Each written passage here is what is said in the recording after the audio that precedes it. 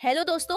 तो लगा लीजिए कान में ईयरफोन और हो जाइए तैयार तड़कती भड़कती मूवी देखने के लिए। और आज जो आप ये मूवी एक्सप्लेनेशन देखने वाले हो वह एक अलग ही लेवल की है और अपने औजार को खड़ा करने वाला एक्सपीरियंस होगा आपको। हाँ, चैनल को सब्सक्राइब नहीं किया हो तो जल्दी से चैनल को सब्सक्राइब कर दो। और ये मूवी एक अमीर बाप के लड़के झंडू की है। वह एक सीधा साधा और शर्मिला लड़का होता है, इसलिए उसके मोम डैड उसके शर्मिलेपन को दूर करने के लिए एक लड़की को हायर करते हैं जिसे झंडू के साथ एक रात बितानी थी और उसके साथ सेक्स करना था।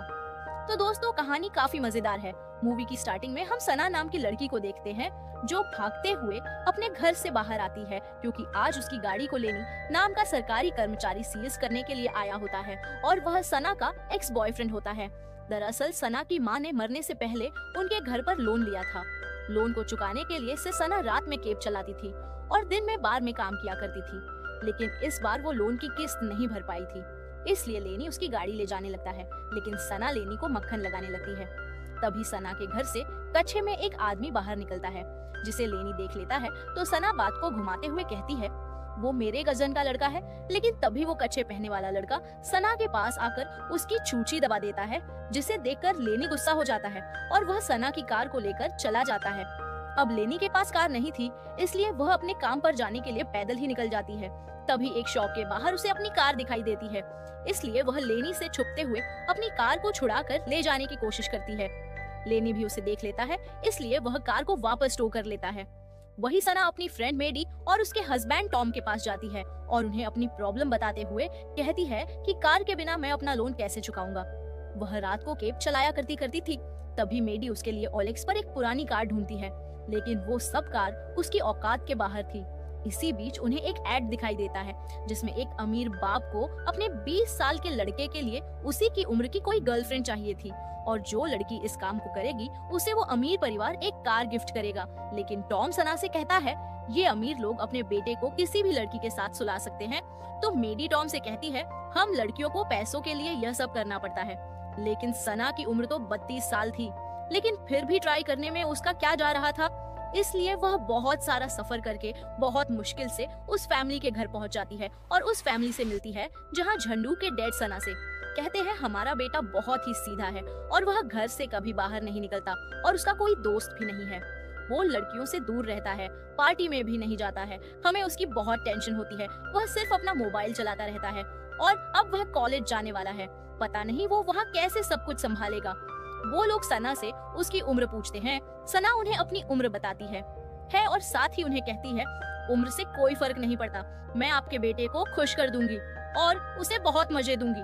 झंडू की मोम सना से कहती है तुम्हें हमारे बेटे को चालाक बनाना होगा और जिस दिन उसने तुम्हारी चूची बजाई उस दिन हम तुम्हें कार दे देंगे। अब सना भी समझ जाती है उसे झंडू को जंत की सैर करानी है, इसलिए सना तैयार होकर झंडू की शॉप पर पहुंचती है और वो वहां डॉग को खरीदने के बहाने झंडू पर लाइन मारने लगती है। लेकिन झंडू उसके ऊपर ध्यान नहीं देता, इसलिए सना उसे अपने हुस्न के जलवे दिखाती है, लेकिन फिर भी झंडू उसके ऊपर ध्यान नहीं देता और सना को इस तरह देखकर वह घबराने लगता है।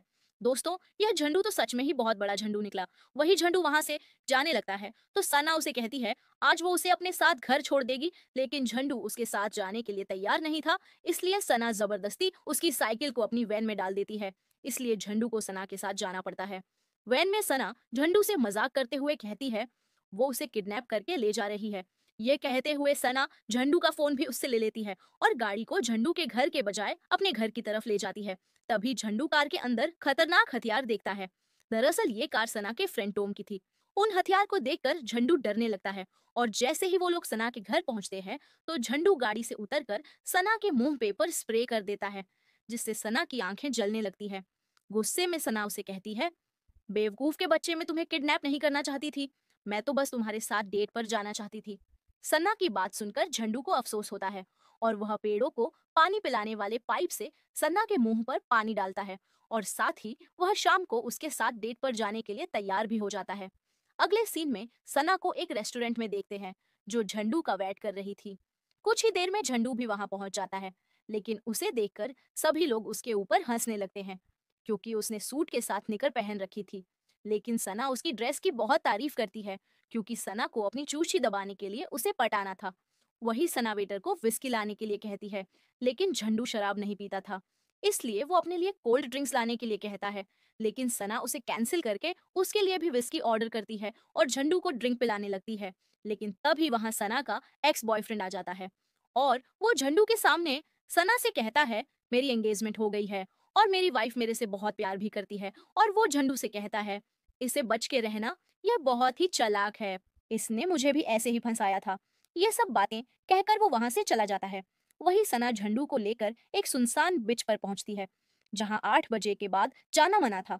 लेकिन झंडू को तैरना नहीं आता था। सना झंडू को स्विमिंग करने के लिए कहती है और झंडू के कपड़े उतारने लगती है, लेकिन झंडू उसे मना कर देता है, जिससे सना झंडू को इम्प्रेस करने के लिए खुद अपने सारे कपड़े उतार देती है और पानी में चली जाती है। वो झंडू को भी वहां आने के लिए कहती है। सना को देखकर अब झंडू का भी हथियार खड़ा होने लगता है, इसलिए वो भी अपने कपड़े उतारकर पानी में चला जाता है। अब वो दोनों पानी में थे, लेकिन उनके बीच पानी में कुछ होता उससे पहले वहां कुछ बदमाश लड़के और लड़कियां आ जाते हैं और वो इनके कपड़े उठा लेते हैं।